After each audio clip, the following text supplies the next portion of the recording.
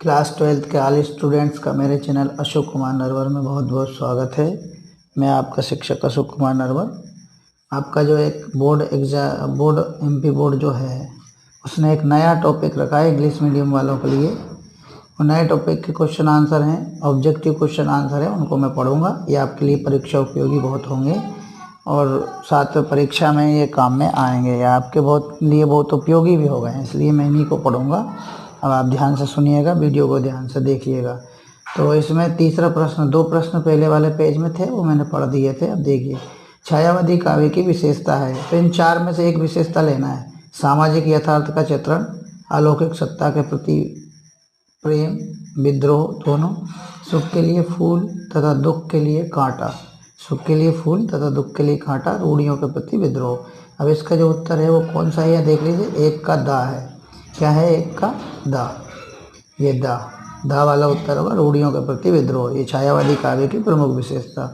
छायावाद की कवयित्री है, तो छायावाद की कवयित्री कौन है? मीराबाई, सुभद्रा कुमारी चौहान, शिवानी या महादेवी वर्मा? तो महादेवी वर्मा जी छायावादी काव्य की कवयित्री हैं। नई कविता की कालावधि है, तो नई कविता की कालावधि 1950 से अब तक है। कब तक है? 1950 से अब तक। हिंदी कविता का जागरण काल माना जाता है। हिंदी कविता का जागरण काल द्विवेदी युग को, प्रयोगवादी युग को, छायावादी युग को या भारतेंदु युग को, भारतेंदु युग को या द्विवेदी युग को, प्रयोगवादी युग को या छायावादी युग को। तो हिंदी कविता का जागरण काल माना जाता है भारतेंदु युग को। इस युग के काव्य में सामाजिक तथा पौराणिक विषयों का विस्तार हुआ। तो किस युग में जो है सामाजिक और पौराणिक विषयों का विस्तार हुआ? देखिए, सातवें प्रश्न का उत्तर जो है बा। सातवें का उत्तर क्या होगा? बा होगा। द्विवेदी युग में सामाजिक तथा पौराणिक विषयों का विस्तार हुआ है, बा।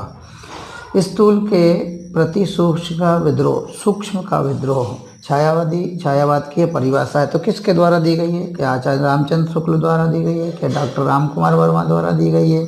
क्या डॉक्टर नगेंद्र द्वारा दी गई है? क्या आचार्य नंद दुलारे वाजपेयी के द्वारा दी गई? नहीं, डॉक्टर नगेंद्र के द्वारा दी गई परिभाषा है स्थूल के प्रति सूक्ष्म का विद्रोह। प्रसाद पंत निराला और महादेवी वर्मा को इस युग के चार आधार स्तंभ या स्तंभ माना जाता है। तो किस युग के? क्या प्रगतिवाद के, क्या प्रयोगवाद के, नई कविता के या छायावाद के? तो इनको छायावाद के आधार स्तंभ माना जाता है। प्रसाद पंत निराला वर्मा यानी महादेवी वर्मा छायावाद के आधार स्तंभ है। अगला प्रश्न है, युग धारा के रचनाकार है? क्या नागार्जुन है, क्या सुमित्रा नंदन पंत है, निराला है या त्रिलोचन है? कौन है? युग धर्म के। 10वां प्रश्न का उत्तर बनता है आ। तो युग धर्म के जो रचनाकार है वो नागार्जुन है। कौन है? नागार्जुन। दूसरा तार सप्तक प्रकाशित हुआ 1943 में, 1950 में, 1951 में, 1959 में। 11वें प्रश्न का उत्तर बनेगा सा। ना 1943 में प्रकाशित हुआ दूसरा तार सप्तक, ना 50 में, ना, तो इसका क्या होगा? 11 का सा। 1951 में दूसरा तार सप्तक प्रकाशित हुआ। नई कविता की प्रमुख प्रवृत्ति है? क्या? बिंब है, प्रयोगों में नवीनता है, व्यंग प्रधान रचनाएं हैं या उपर्युक्त सभी? तो उपर्युक्त सभी हैं इसकी विशेषताएं। किसकी? नई कविता की प्रमुख प्रवृत्तियाँ नई कविता की प्रमुख प्रवृत्तियाँ उपर्युक्त सभी हैं। कौन कौन सी? बिंब भी है, प्रयोगों में नवीनता भी है और व्यंग प्रधान रचनाएं भी हैं। अगला प्रश्न है, कामायनी इस युग की रचना है? तो किस युग की रचना है? क्या रहस्यवाद की रचना है कामायनी महाकाव्य? क्या प्रयोगवाद की रचना है कामायनी महाकाव्य? क्या छायावाद की रचना है कामायनी महाकाव्य या प्रगतिवाद की रचना है कामायनी महाकाव्य? तो ये छायावाद की रचना है कामायनी नामक महाकाव्य, जो जयशंकर प्रसाद जी ने लिखा है। अगले जो प्रश्न है वो है, रिक्त स्थानों की पूर्ति कीजिए। तो नई कविता की कालावधि से अब तक 1950 से अब तक मानी गई। क्या होगा इसका? 1950 से अब तक। ठीक है, नई कविता की कालावधि 1950 से अब तक। पंचवटी के रचनाकार मैथिली शरण गुप्त जी हैं, राष्ट्रकवि मैथिली शरण गुप्त जी। हिंदी कविता में आधुनिकता तथा नवीन युग के सूत्रपात का श्रेय को प्रदान किया जाता है? किसको प्रदान किया जाता है? तो तीसरे प्रश्न में जो है वो कहता है, हिंदी कविता में आधुनिकता तथा नवीन युग के सूत्रपात का श्रेय युग को जाता है। तो किस युग को? छायावादी युग को जाता है। नीरजा की रचनाकार है? नीरजा की रचनाकार महादेवी वर्मा है, जो आधुनिक युग की मीरा कहलाती हैं। चिंतन के क्षेत्र में जो अद्वैतवाद है वही भावना के क्षेत्र में भाई भावना के क्षेत्र में कौन सा वाद है? रहस्यवाद है। चिंतन के क्षेत्र में जो अद्वैतवाद है, यानी आत्मा और परमात्मा एक है, यह कहने वाला है, वही भावना के क्षेत्र में रहस्यवाद है। प्रथम तार सप्तक का प्रकाशन कब हुआ? प्रथम तार सप्तक का प्रकाशन 1943 में, द्वितीय तार सप्तक का प्रकाशन 1951 में हुआ। सन्नाटा के रचनाकार हैं, सन्नाटा के रचनाकार है भवानी प्रसाद मिश्र हैं। सन्नाटा के रचनाकार भवानी प्रसाद मिश्र है। मूल्यों, मानव मूल्यों और संवेदनाओं की कविता है, तो कौन सी कविता? नई कविता मानव मूल्यों और संवेदनाओं की कविता है। नई कविता मानव मूल्यों और संवेदनाओं की कविता है। कविता पर मार्क्सवाद का प्रभाव है। किस कविता पर? प्रगतिवादी कविता पर मार्क्सवाद विचारधारा जो है मार्क्सवाद की, उसका प्रभाव है। राजनीति में जो साम्यवाद है, साहित्य में वही प्रगतिवाद है। यानी राजनीति में जो साम्यवाद है और साहित्य में वही प्रगतिवाद है। प्रगतिशील लेखक संघ की स्थापना सन 1936 में हुई। कब हुई? सन 1936 में। स्थूल के प्रति सूक्ष्म का विद्रोह, स्थूल के प्रति सूक्ष्म का विद्रोह छायावाद में है। ठीक है, कहाँ है? छायावाद में। शोषण का विरोध काव्य की प्रमुख विशेषता है, प्रगतिवाद में है। शोषण का विरोध प्रगतिवादी काव्य की प्रमुख विशेषता। जयशंकर प्रसाद प्रमुख कवि है। किसके प्रमुख कवि? छायावाद के। जयशंकर प्रसाद छायावाद के प्रमुख कवि हैं। सुमित्रा नंदन पंत के प्रमुख कवि हैं, तो ये भी छायावाद के प्रमुख कवि हैं। कौन? सुमित्रा नंदन पंत। अगले प्रश्नों पे आते हैं। तो आधुनिक हिंदी कविता का प्रारंभ 1900 ईस्वी से माना जाता है? नहीं, असत्य। 1850 से माना जाता है। क्या? ये जो है असत्य है। आधुनिक हिंदी कविता का प्रारंभ 1900 ईस्वी से माना जाता है, 1850 ईस्वी से माना जाता है। आधुनिक काल की कविता में धर्म, दर्शन, कला एवं साहित्य के प्रति नवीन दृष्टिकोण का आविर्भाव हुआ, जन्म हुआ। तो ये क्या सत्य है? बिल्कुल ये सत्य है। प्रयोगवादी युग की कालावधि 1943 से 1950 तक मानी गई है। क्या तीसरा सत्य है? बिल्कुल सत्य है। प्रयोगवादी युग की या प्रयोगवादी काल की कालावधि 1943 से 1950 मानी गई। द्विवेदी युग को हिंदी साहित्य का प्रवेश द्वार माना जाता है। किसका प्रवेश द्वार माना जाता है? या गलत है? असत्य है। द्विवेदी युग को नहीं, हिंदी साहित्य का प्रवेश द्वार जो है किसको माना जाता है? भारतेंदु युग को। प्रसाद, पंत, निराला, वर्मा रहस्यवाद के 4 प्रमुख आधार स्तंभ हैं? नहीं है, ये छायावाद के 4 आधार स्तंभ हैं। आधार स्तंभ प्रसाद, पंत, निराला, महादेवी, वर्मा, ये छायावाद के, जबकि यहाँ बताया रहस्यवाद के, इसलिए यह असत्य है। प्रकृति में सूक्ष्म सत्ता का दर्शन ही रहस्यवाद है। ये कथन मुकुटधर पांडे का है, तो छठा वाला सत्य है, बिल्कुल सत्य है। मुकुटधर पांडे ने कहा कि प्रकृति में सूक्ष्म सत्ता का दर्शन ही रहस्यवाद है। फिर राजनीति के क्षेत्र में जो साम्यवाद है, काव्य के क्षेत्र में वही प्रगतिवाद है। 7वें का क्या है? सत्य है, बिल्कुल। राजनीति के क्षेत्र में जो साम्यवाद है वह काव्य के क्षेत्र में प्रगतिवाद है। ये कवि नवीन राहों के अन्वेषी प्रयोगवाद के संबंध में यह कथन अज्ञे जी का है। क्या ये बात सत्य है? बिल्कुल सत्य है। अज्ञे जी, सच्चिदानंद हीरानंद वात्स्यायन अज्ञे जी ने कहा था कि ये कवि नवीन राहों के खोजी या अन्वेषी हैं। ये उन्होंने कहा, पर किसके लिए कहा? प्रयोगवाद के लिए। बिल्कुल ये कथन सत्य है। गजानन, माधव, मुक्तिबोध रीतिकाल के प्रमुख कवि हैं। यह असत्य है, क्योंकि ये तो आधुनिक काल के कवि हैं। और आधुनिक काल में किस युग के? वो बाद में। माखनलाल चतुर्वेदी, केदारनाथ अग्रवाल, जयशंकर प्रसाद, धर्मवीर भारती, दुष्यंत कुमार। 5 ये इधर के कालम के स्तंभ के 5 बिंदु हैं। माखनलाल चतुर्वेदी जिसमें कवियों के नाम हैं केदारनाथ अग्रवाल, जयशंकर प्रसाद, धर्मवीर भारती, दुष्यंत कुमार। मैंने सही जोड़ी मिलाने के लिए कालम में 5 कवियों के नाम, कालम में उन्हीं 5 कवियों की रचना है जो कि ऊपर नीचे दी हुई है, उनका सीक्वेंस में जमाना। ठीक है, तो माखनलाल चतुर्वेदी की रचना कौन सी मानी जाएगी? हिम कीर्तनी, यानी 7 से मिलेगा माखनलाल चतुर्वेदी का। केदारनाथ अग्रवाल की रचना किससे मिलेगी? दा से, अंधा युग से। फिर जयशंकर प्रसाद की रचना किससे मिलेगी? कामायनी से, पहले से। धर्मवीर भारती की रचना कौन सी है? तो धर्मवीर भारती की जो रचना है वो अंधा युग ई से मिलेगी। और केदारनाथ अग्रवाल 2 का मिलेगा दा से। फूल नहीं रंग बोलते हैं। धर्मवीर भारती की अंधा युग हो गई। दुष्यंत कुमार की सूर्य का स्वागत, ये रचना होगी। क्या होगी? दुष्यंत कुमार की सूर्य का स्वागत। किसकी? दुष्यंत कुमार की रचना होगी सूर्य का स्वागत। अगली जोड़ी है जिसमें का स्तंभ में विभिन्न युगों के नाम हैं और खा स्तंभ में उस युग से संबंधित कोई कवि या युग का नाम है। चलिए ये युग को क्या कहते हैं, ये नाम है। छायावाद, का स्तंभ में छायावाद हिंदी साहित्य का प्रवेश द्वार, प्रकृति के सुकुमार कवि, प्रयोगवाद, व्यंग्य की प्रधानता।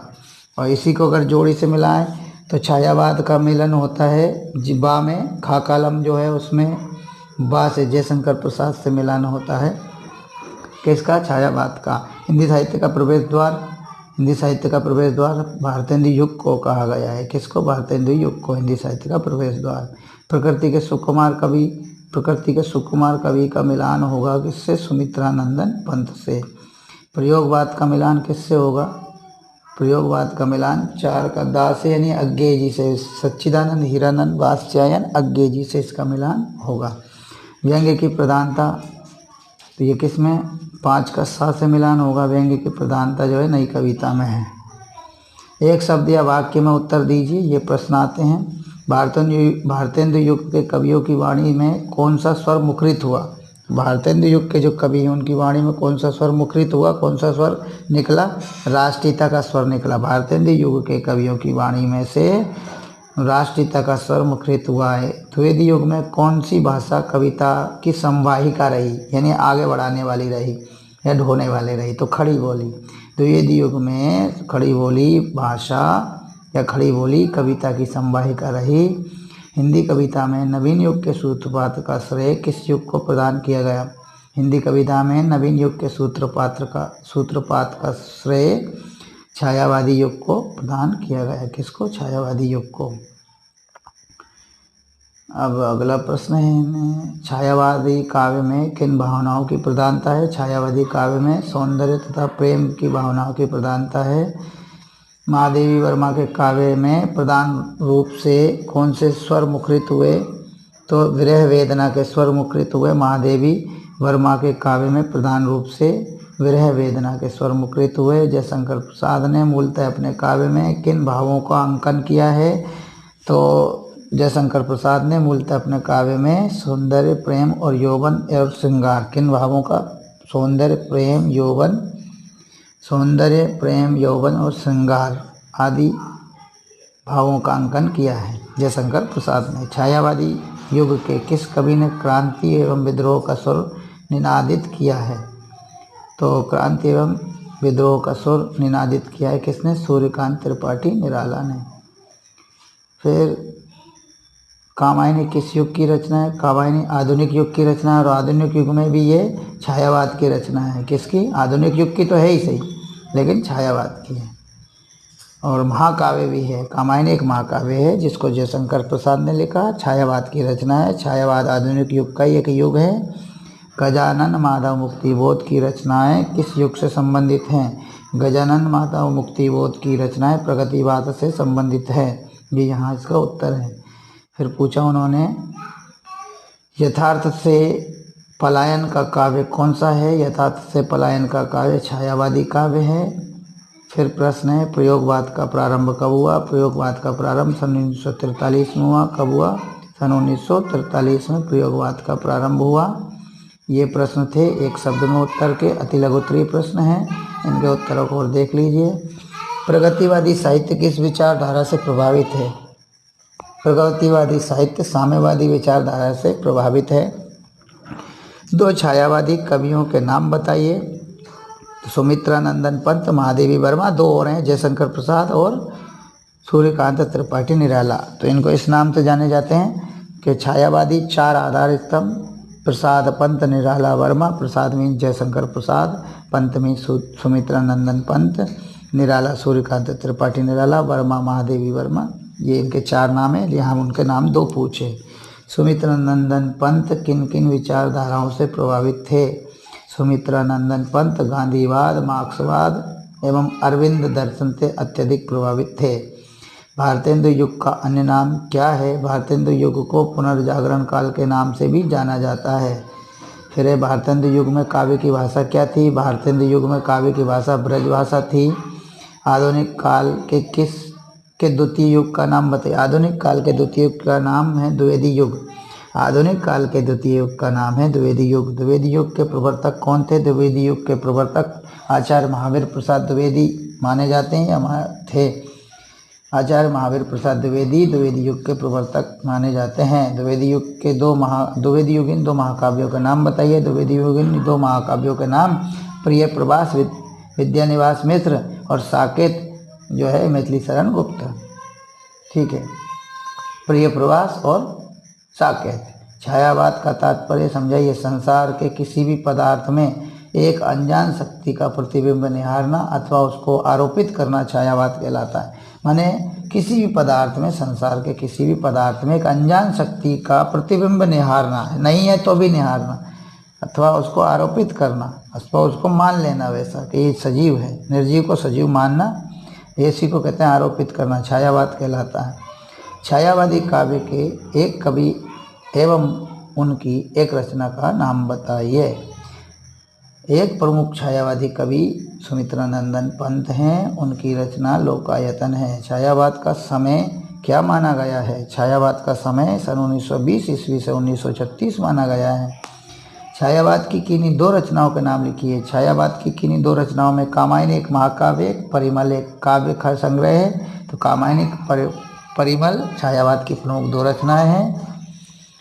छायावादी युग के दो श्रेष्ठ कवियों के नाम लिखिए। छायावादी काव्य के दो श्रेष्ठ कवि हैं जयशंकर प्रसाद एवं सुमित्रानंदन पंत छायावाद के दो श्रेष्ठ कवि हैं। प्रगतिवादी काव्य का विषय क्या रहा है? तो प्रगतिवादी काव्य का विषय निर्धनता मजदूरी, तो निर्धनता मजदूरों तथा शोषितों का यथार्थ चित्रण रहा है या हुआ है। प्रगतिवादी काव्य का मुख्य विषय क्या रहा है? तो प्रगतिवादी कविता में निर्धन मजदूरों तथा शोषितों का यथार्थ चित्रण हुआ है। प्रगतिवादी काव्य की समयावधि का उल्लेख कीजिए। प्रगतिवादी काव्य की समयावधि सन 1936 से लेकर 1943 तक स्वीकारा गया है।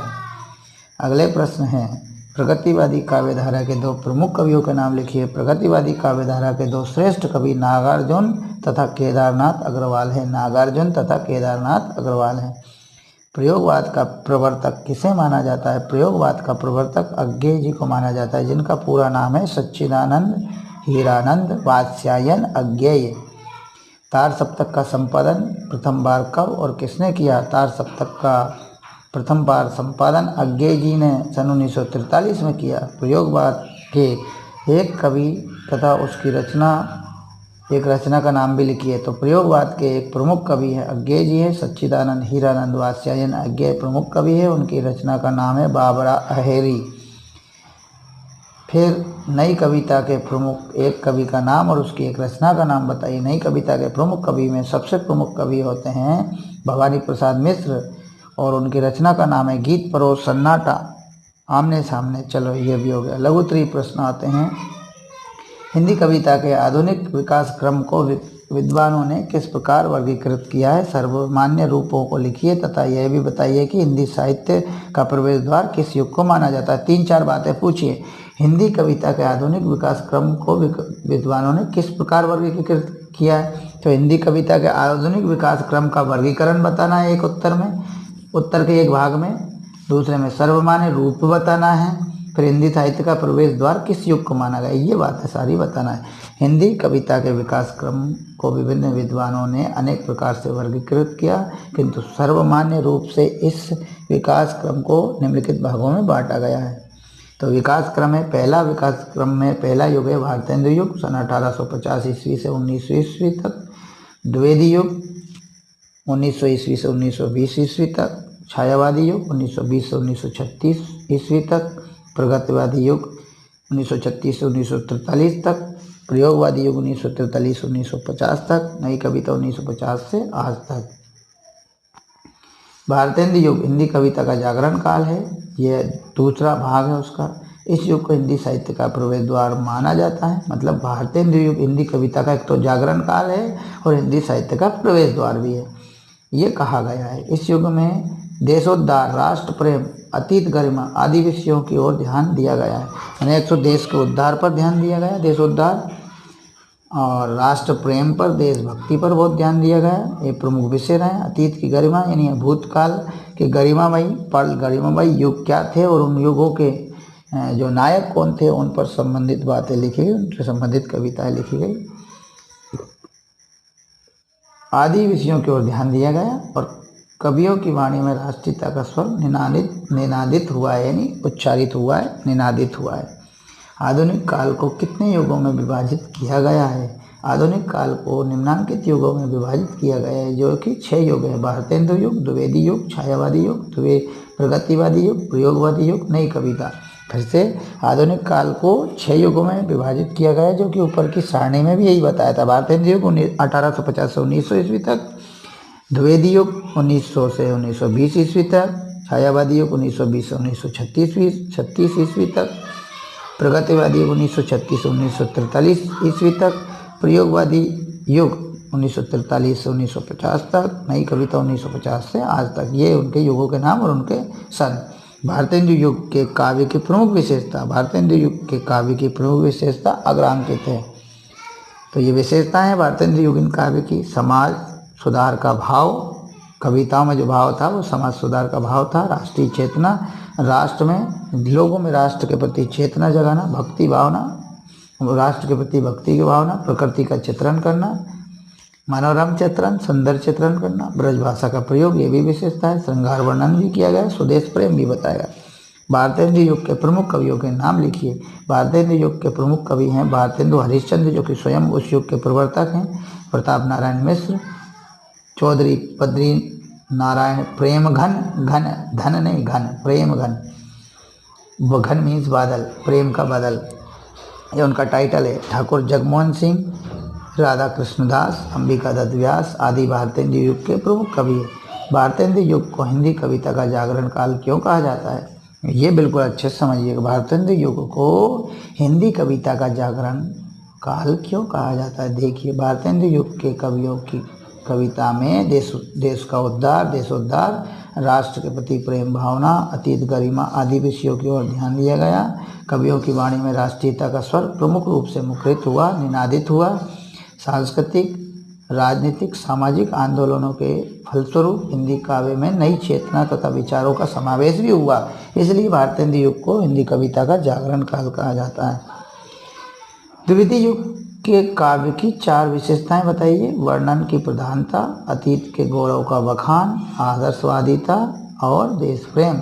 यह द्विवेदी युग के काव्य की 4 प्रमुख विशेषताएं हैं।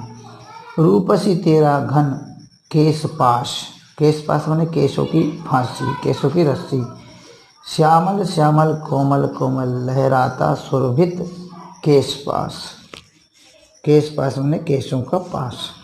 उपरोक्त में व्यक्त छायावाद की 3 विशेषताएं बताइए। सौंदर्य चित्रण हुआ और मानवीकरण अलंकार का प्रयोग किया गया। किसी निर्जीव वस्तु को, निर्जीव चीज को मनुष्य मान के उसका वर्णन किया, इसलिए मानवीकरण हुआ।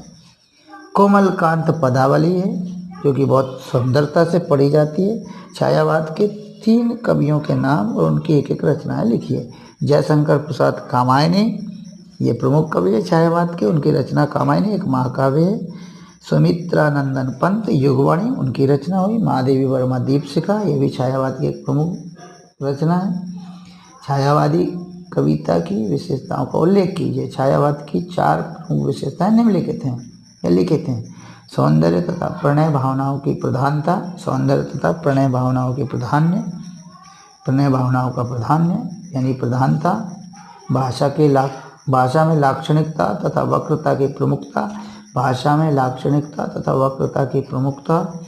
बाह्यार्थ निरूपण के स्थान पर स्वानुभूति निरूपण की प्रमुखता, यानी बाह्य वस्तुओं, बाह्य विषयों का निरूपण न करके खुद की अनुभूति, स्वानुभूति, स्वयं की अनुभूतियों का निरूपण किया गया, यह इसकी प्रमुखता है। प्रकृति का सजीव सत्य रूप में चित्रण तथा प्रकृति पर कवियों द्वारा या कवि के द्वारा अपने भावों का आरोपण करना, ये छायावाद है। प्रकृति का सजीव सत्य चित्रण किया और प्रकृति पर कवियों के द्वारा अपने भावों का आरोपण किया गया, छंद विधान में नूतनता आई, नवीन छंदों का विधान किया गया, नए छंदों को अपनाया गया। डॉक्टर नगेंद्र के शब्दों में छायावाद स्थूल के प्रति सूक्ष्म का विद्रोह था। फिर पूछा छायावाद के 4 प्रमुख कवियों के नाम बताइए, उनकी रचनाएं भी हो सकता है बता सकते हैं। जयशंकर प्रसाद यानी प्रसाद, सूर्यकांत त्रिपाठी निराला, सुमित्रा नंदन पंत, महादेवी वर्मा, ये 4 प्रमुख आधार स्तंभ भी हैं, 4 प्रमुख कवि हैं, 4 छायावाद के श्रेष्ठ कवि हैं। जयशंकर प्रसाद, सूर्यकांत त्रिपाठी निराला, सुमित्रा नंदन पंत, महादेवी वर्मा। फिर आता है छायावादी कविता के ह्रास के प्रमुख कारण लिखिए। छायावादी कविता का ह्रास क्यों हुआ, उसका प्रमुख कारण है छायावादी कविता में प्रेम और सौंदर्य का अति सूक्ष्म अंकन हो रहा था, इसलिए इसका ह्रास होने लगा। काव्य में यथार्थ से परे रहस्यवादी प्रवृत्तियों की प्रधानता का समावेश हो गया, इस कारण भी इसमें ह्रास हुआ, यानी यथार्थ से दूर हट गए और रहस्यवादी प्रवृत्तियों की प्रधानता हुई, जो प्रधानता का उसमें समावेश हुआ, इसलिए लोग उससे दूर हटे, इसलिए उसका ह्रास हुआ। जीवन से पलायन की प्रवृत्ति बढ़ती गई, जीवन से पलायन की प्रवृत्ति बढ़ती गई। प्रतीक और बिंब की अतिशयता थी, यानी अधिकता थी प्रतीक और बिंबों की, ये कारण ही छायावाद के ह्रास के कारण बने। तो ये वीडियो मैं अभी इतने पर ही रोकता हूँ, क्योंकि बाकी के प्रश्नों को अगले वीडियो में मैं पढ़ूंगा। धन्यवाद।